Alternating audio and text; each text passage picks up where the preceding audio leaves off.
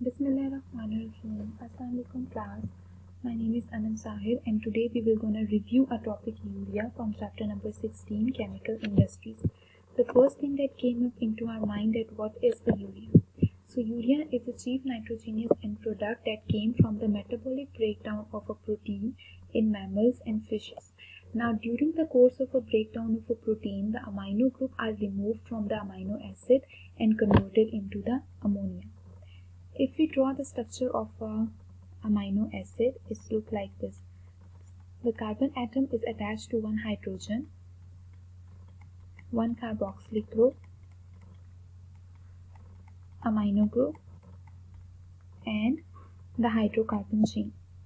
Now this ammonia is converted into, this amino group is converted into the ammonia NH3 that are toxic to our body. Now this ammonia is required to convert into the urea, and this process occurs in liver. Now this urea is passed out into the kidney and excreted out as a component of a urine. We already know what are the components of a urine.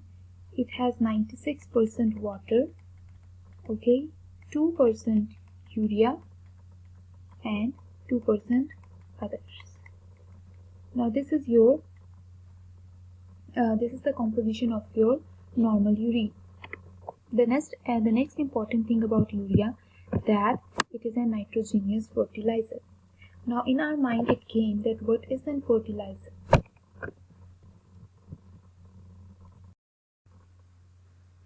Now what is a fertilizer?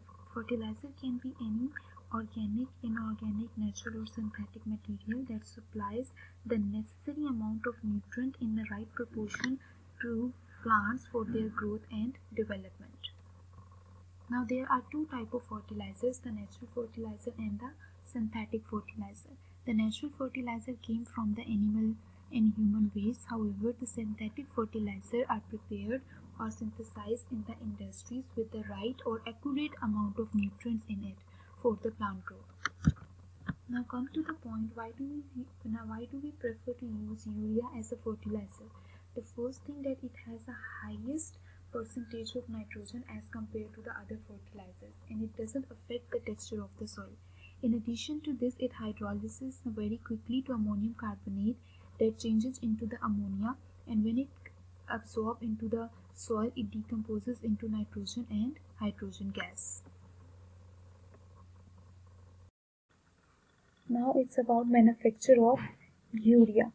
So as we have already talked about that urea is a nitrogenous fertilizer, so it consists of 46.6% nitrogen. It's a white crystalline compound that is highly soluble into a water. There are two raw materials for the manufacturing of urea. The first one is ammonia and the second one is carbon dioxide. The ammonia we usually prepare from a hybrid process in which 1 volume of nitrogen and 3 volume of hydrogen is usually passed over an iron catalyst at 450 degrees centigrade and 200 atmospheric pressure. Three main steps are involved in the manufacture of urea. The first step is the reaction of ammonia with carbon dioxide under high pressure.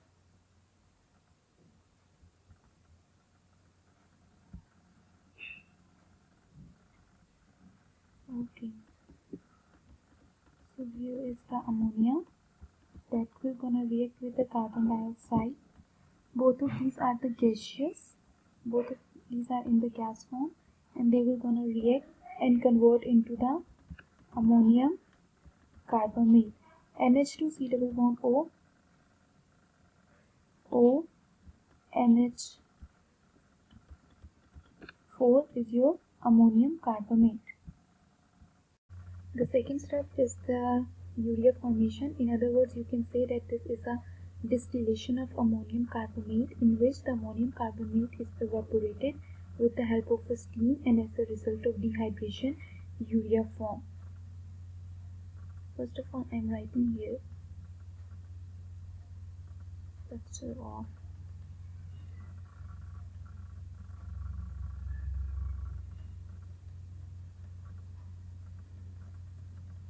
ammonium carbamate okay, and 2 hydrogens from here and 1 oxygen from here we're gonna remove, and it will be converted into the urea along with the byproduct, that is a water molecule. Okay, this step is also named as distillation of ammonium carbamate. The last step is the granulation of urea. The last step is the granulation of urea. In this step, the liquid urea is sprayed from the top under pressure, and the hot current is introduced from the bottom, as a result of which the urea is evaporated in a form of granules. These are the few important synthetic fertilizers like ammonium sulfate that constitute 21.2% nitrogen. In order to find out the percentage of an element in a compound, the formula we were going to use is the molar mass of an element divided by the molar mass of a compound multiplied by 100. Here, if we calculate the molar mass of ammonium sulfate, it will become 14 plus 4 times 2 plus 32 for sulfur and 64 for oxygen. This is the molar mass of ammonium sulfate. So in order to find out the percentage of nitrogen in it, we will gonna take the total amount of nitrogen in our formula, that is 14 plus 14, because we have 2 nitrogen here. Then it becomes 28 divided by 64 multiplied by 100, and it will gonna result in 21.2%.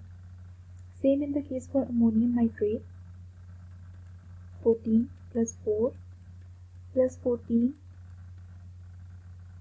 plus 48 is equal to 80.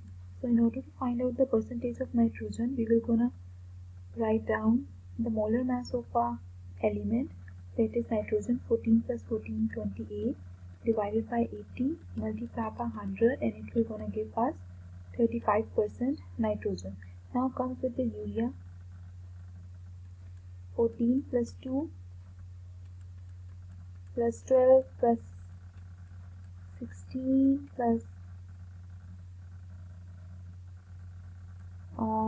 14 plus 2. So the total molar mass of urea is 60. Now in order to find out the percentage of nitrogen into the urea, once again we're gonna write the molar mass of a total element present in a compound divided by the molar mass of a compound multiplied by 100, and is equal to 46.6%. So if you can see that in all the synthetic fertilizers, the urea constitute the greater percentage for nitrogen. Next comes the importance of urea. The first and the most basic one, it is that it is used as a fertilizer and animal feed. In addition to this, it is also used as a raw material for many compounds like explosive, and also used in automobile system to reduce the nitrogen oxide pollutant from the